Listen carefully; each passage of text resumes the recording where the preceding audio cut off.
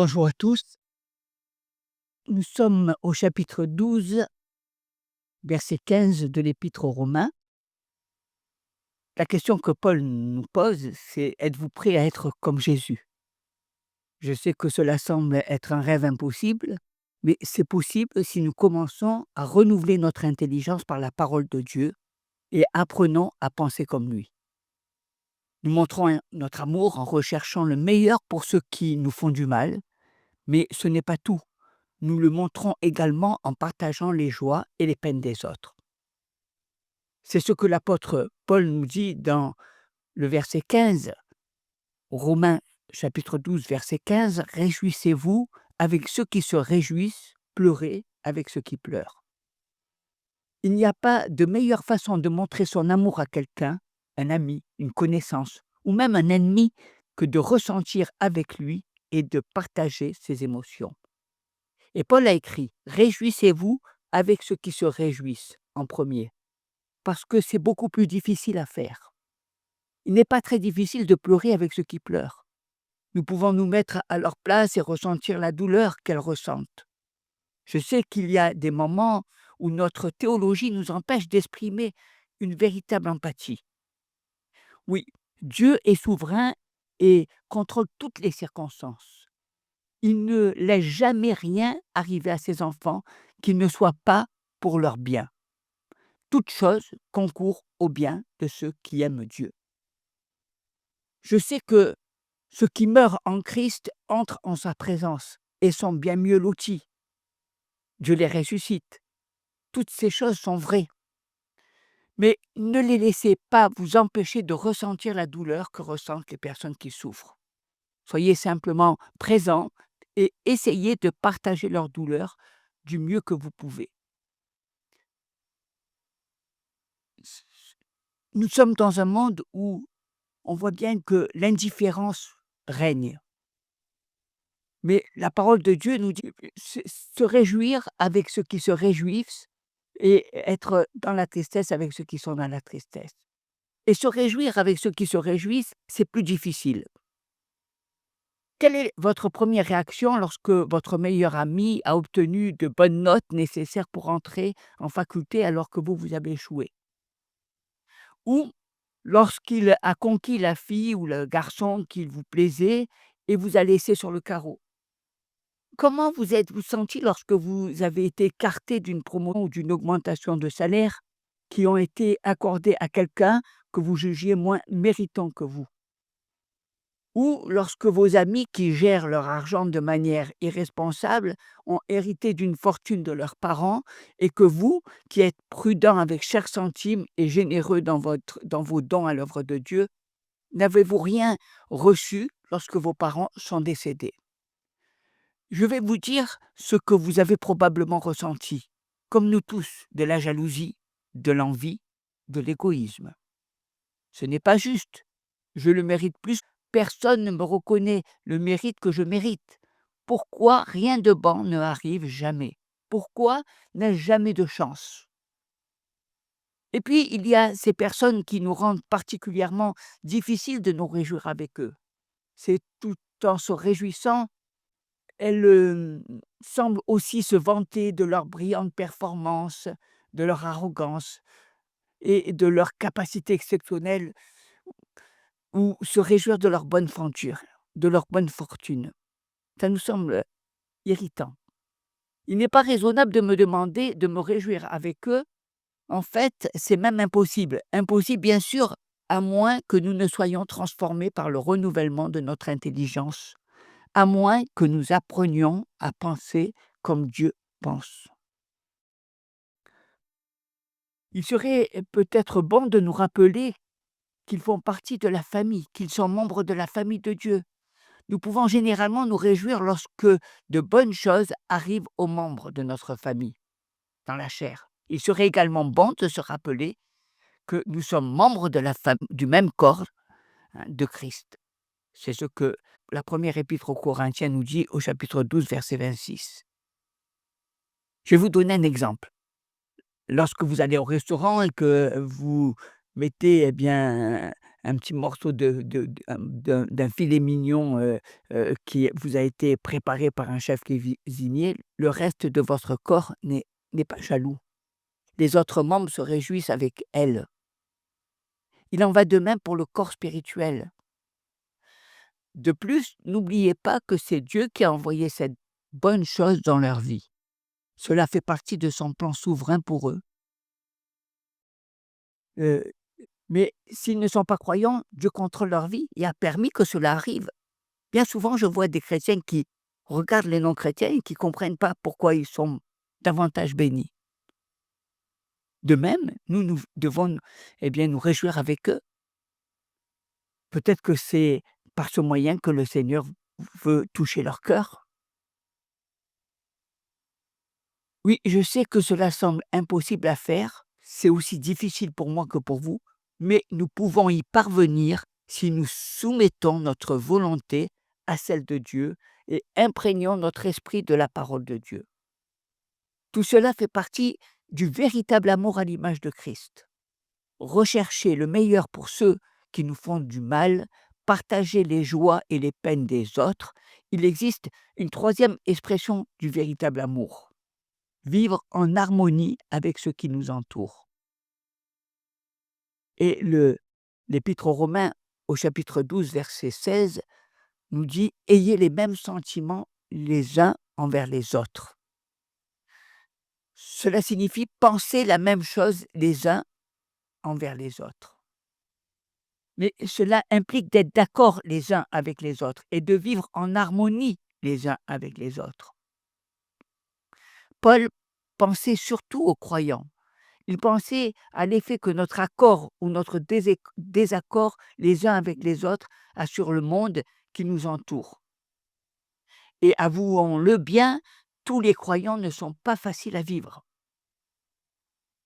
Il est très facile de pointer du doigt les choses avec lesquelles nous ne sommes pas d'accord, d'amplifier nos différences et de trouver à redire à ceux qui voient les choses différemment. La réaction naturelle, c'est de s'éloigner. On aurait tendance à s'éloigner puisqu'on n'est pas d'accord. Mais ce n'est pas la volonté de Dieu. Certaines personnes vivent des tensions et des conflits dans tous les domaines de leur vie. Leur foyer, leur mariage, leur travail, leur église, leurs loisirs. Et elles ne sont pas assez intelligentes pour comprendre que c'est elles qui sont le problème. Elles continuent à rejeter la responsabilité des conflits sur les autres. C'est toujours la faute des autres. C'est jamais de ma faute. Le monde ne parle pas. Le monde vit chacun dans ses pensées. Qu'on soit d'accord ou qu'on ne soit pas d'accord, c'est toujours la faute des autres. Peut-être que le problème vient du fait que ces personnes doutent d'elles-mêmes ou qu'elles ne s'aiment pas. Alors elles essaient d'affirmer leur importance en faisant toute une histoire de choses insignifiantes et en insistant sur le fait qu'elles ont raison. J'aime beaucoup cette prière. Ô Dieu, quand j'ai tort, aide-moi à changer facilement. Et quand j'ai raison, aide-moi à être facile à vivre. Pour certains d'entre nous, cela semble presque impossible. Et pourtant, ça l'est, à moins que nous ne soyons prêts à renouveler notre esprit avec la parole de Dieu. Il serait utile de nous rappeler que notre importance ne réside pas dans l'acceptation ou l'approbation des autres, ni dans notre réussite selon les critères humains. Elle ne réside pas dans le fait d'avoir raison, de gagner des disputes ou d'obtenir ce que nous voulons. Elle réside dans notre relation avec le Seigneur Jésus.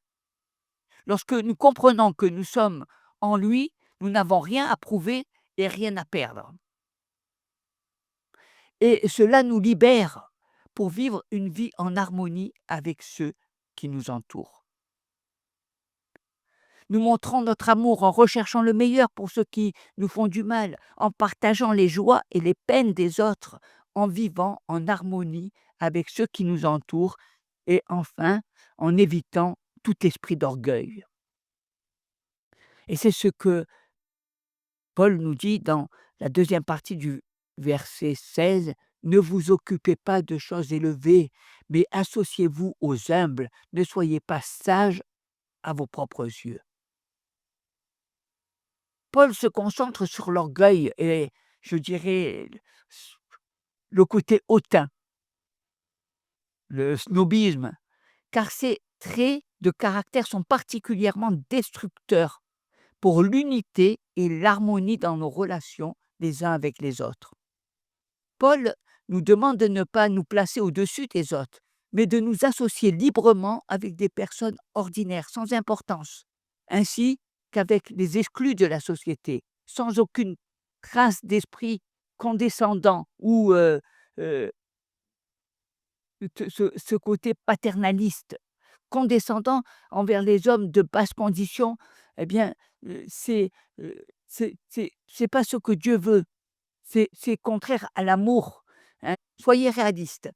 Certains d'entre nous ont des dons et des capacités que d'autres n'ont pas, ou certains ont des avantages culturels et éducatifs qui font défaut à d'autres. Nous occupons peut-être des positions plus importantes et plus influentes dans la société.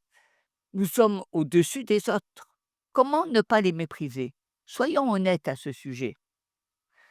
N'avez-vous pas tendance à mépriser les personnes qui occupent des emplois modestes? Ou les personnes issues de certaines origines ethniques, nationales ou raciales? Ou les personnes extrêmement pauvres ou mal habillées? Ou les personnes qui massacrent la langue française?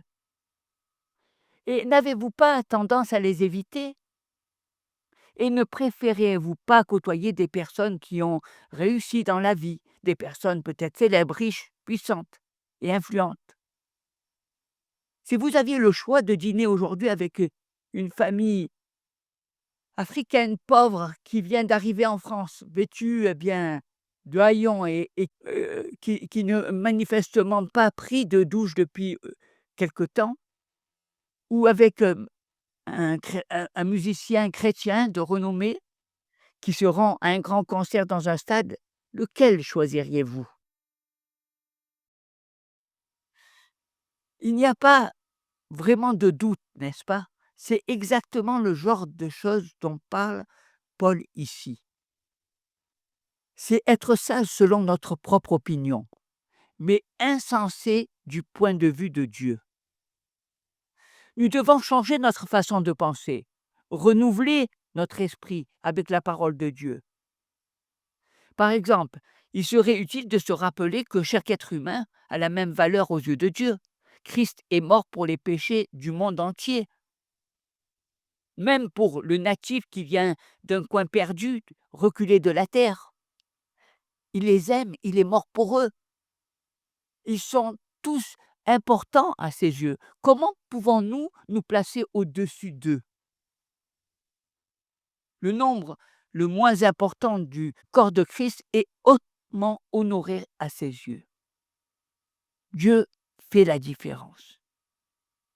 Et il est intéressant de noter qu'après avoir enseigné cette vérité dans la première épître aux Corinthiens au chapitre 12, versets 22 à 24, Paul a immédiatement ajouté afin qu'il n'y ait pas de division dans le corps, mais que les membres aient le même soin les uns des autres. 1 Corinthiens chapitre 12, verset 25. Vous voyez, reconnaître l'importance et la valeur des autres contribue à l'unité et à l'harmonie. Chaque fois qu'il y a des conflits et des querelles, vous pouvez être sûr que l'orgueil en est la cause. L'orgueil engendre les querelles, nous dit le livre des Proverbes au chapitre 13, verset 10. Je vais vous donner un exemple. Il y a des années, une congrégation rurale a écouté le sermon d'un jeune prédicateur qui avait marché 30 kilomètres pour se rendre chez eux. Il était fatigué parce qu'il arrivait affamé et il a bafouillé. Il a bafouillé tout au long de son message. Ça a été un échec total. Les gens qui assistaient étaient dégoûtés. La plupart d'entre eux pensaient avoir perdu leur temps venant. Ils ne savaient pas qu'il avait autant marché.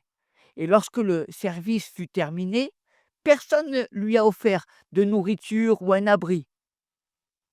Il venait de s'engager sur la route, le cœur brisé, lorsque le concierge noir de l'église l'arrête et l'invite à partager un repas modeste dans sa cabane voisine.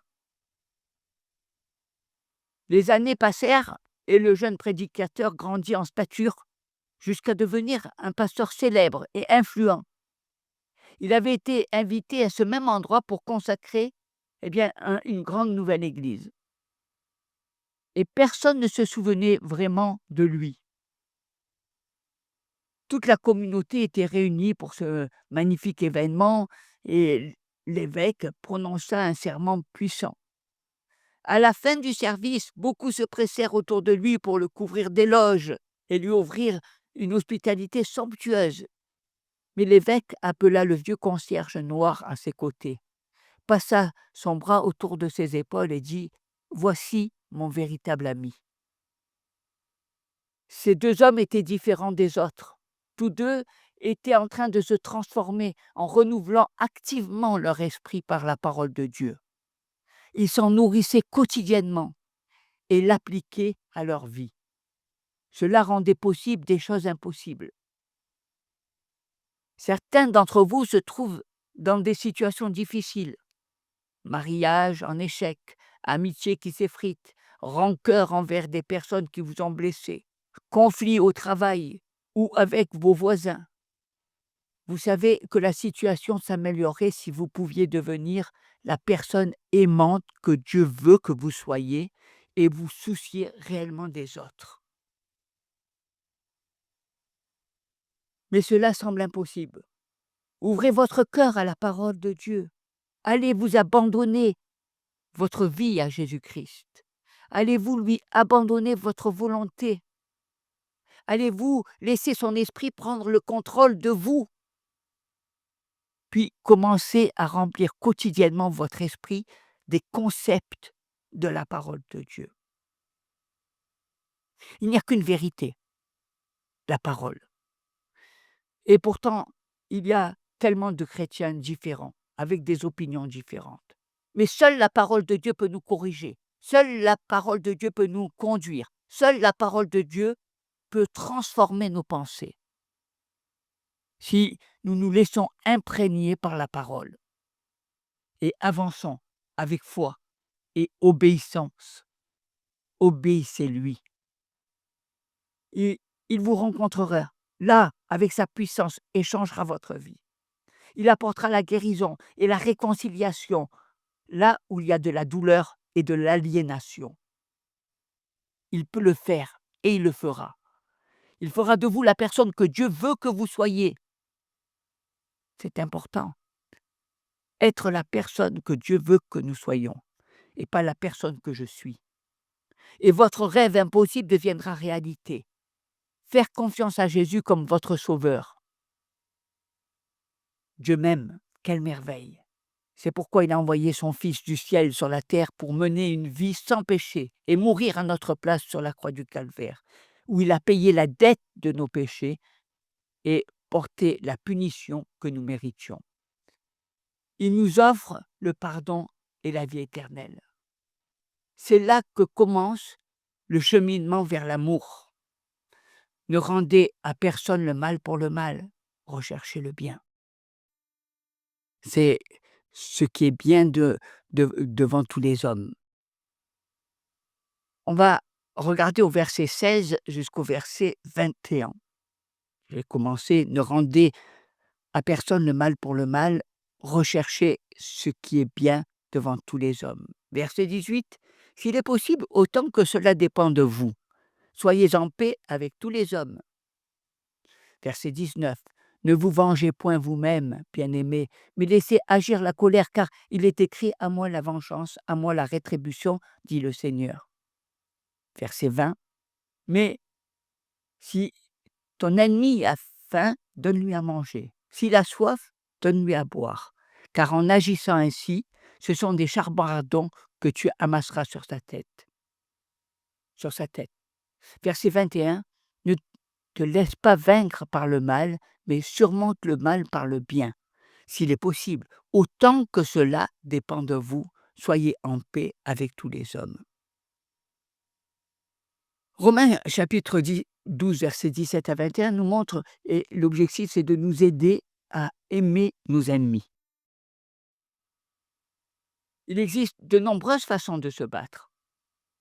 Vous pouvez vous battre avec vos poings, mais qu'est-ce que cela prouve? Même si vous gagnez, cela ne prouve certainement pas que vous avez raison. Cela prouve simplement que vous avez plus de force physique ou que vous savez mieux esquiver, ou peut-être que vous avez un crâne plus dur. En fait, il y a de fortes chances que celui qui utilise ses poings sache qu'il a tort. C'est pourquoi il recourt à la force physique plutôt qu'à son intelligence. Il bluffe tout au long de sa vie en utilisant sa force physique plutôt que son intelligence. Un homme peut-il se battre avec des mots et même gagner la dispute? Mais qu'est-ce que cela prouve? À part qu'il est plus doué avec la langue française, qu'il est plus habile avec les mots, ou peut-être que cela prouve simplement qu'il est un grand gueulard? L'amour est aussi une façon de se battre. L'amour est une force puissante, la plus puissante de l'histoire. Cela ne signifie pas que l'amour ne perd jamais, elle perd souvent, à court terme, mais elle finit toujours par gagner. Jésus aimait et ils l'ont mis sur la croix. Ils l'ont crucifié comme un criminel ordinaire. L'homme qui se bat avec amour doit être prêt à perdre temporairement. Il sera invincible à long terme, mais il doit être prêt à subir des revers. C'est pourquoi seuls les hommes forts, les chrétiens authentiques, peuvent se battre avec amour. Les hommes faibles n'aiment pas. L'amour exige de la force, du courage, de la force d'âme, du caractère. Les faibles doivent utiliser leurs poings ou des arguments ou des armes, mais ils ne font pas le poids face à l'amour. L'amour surpasse tout. L'amour. C'est le thème principal du chapitre 12, du verset 9 au verset 21. L'amour sans hypocrisie. Et dans Romains, au chapitre 12, verset 9 à 13, il s'agissait de l'amour pour les autres chrétiens. Au verset 14 à 16, il s'agissait de l'amour pour tous les êtres humains en général, croyants ou non croyants. Et maintenant, dans Romains au chapitre 12, versets 17 à 21, il s'agit de l'amour en particulier pour ceux qui nous haïssent et nous persécutent. Et dans le sermon sur la montagne, Jésus a dit « Aimez vos ennemis, bénissez ceux qui vous maudissent, faites du bien à ceux qui vous haïssent et priez pour ceux qui vous maltraitent et vous persécutent. » Matthieu chapitre 5, verset 44. Paul fait écho à ce commandement de Jésus dans Romains au chapitre 12, verset 14, lorsqu'il écrit « Bénissez ceux qui vous persécutent, bénissez et ne maudissez pas. » Il souhaite maintenant amplifier ce message et nous montrer comment l'amour peut nous aider à remporter nos combats, car l'amour est l'arme ultime. Au 1er siècle, à Rome, les chrétiens étaient parfois victimes de menaces, d'intimidation ou de persécutions ouvertes en raison de leur foi en Christ. Ils se posaient la question: comment Dieu veut-il que nous réagissions? Certains d'entre eux, nous, sommes peut-être confrontés à la même opposition, au harcèlement, à la persécution, en raison de notre foi en Christ. Comment Dieu veut-il que nous réagissions? Ou peut-être est-ce simplement quelqu'un qui ne nous aime pas et qui essaie de nous rendre la vie impossible pour une raison quelconque, et pas seulement à cause de notre foi en Christ. Comment Dieu veut-il que nous réagissions? Paul a une réponse à cette question, une réponse choquante et surprenante. Sa réponse est en substance et mêlée. Car l'amour est l'arme ultime. L'amour conquiert tout. Mais notre amour comprendra des éléments négatifs ainsi que des éléments positifs. Voyons donc si nous pouvons les séparer. Et Paul en parle.